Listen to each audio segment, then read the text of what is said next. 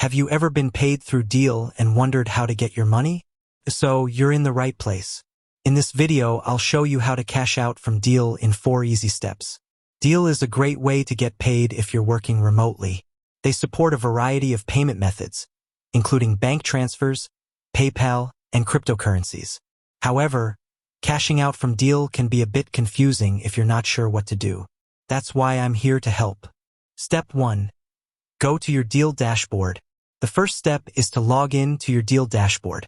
Once you're logged in, click on the Payments tab. Step 2. Select Withdrawals. Next, click on the Withdrawals tab. This will take you to a page where you can create a new withdrawal request. Step 3. Choose your payment method. On the Withdrawals page, you'll need to choose your payment method. Deel supports a variety of payment methods, including bank transfers, PayPal, and cryptocurrencies. Step 4. Enter your withdrawal amount.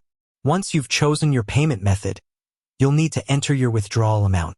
The minimum withdrawal amount is $100. Step 5. Submit your withdrawal request. After you've entered your withdrawal amount, click on the Submit button. Your withdrawal request will then be processed by Deel. Once your withdrawal request has been processed, you will receive your payment within 1 to 3 business days. Additional tips. If you're having trouble cashing out from Deel, you can contact their customer support team. Deel charges a fee for each withdrawal. The fee will vary depending on your payment method.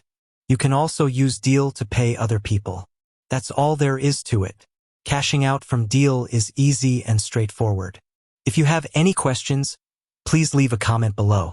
And if you found this video helpful, please give it a thumbs up and subscribe to my channel. Thanks for watching. If you're looking for a great way to get paid remotely, I highly recommend using Deel. Click on the link below to sign up for Deel today. With that said, thanks for watching and until next time.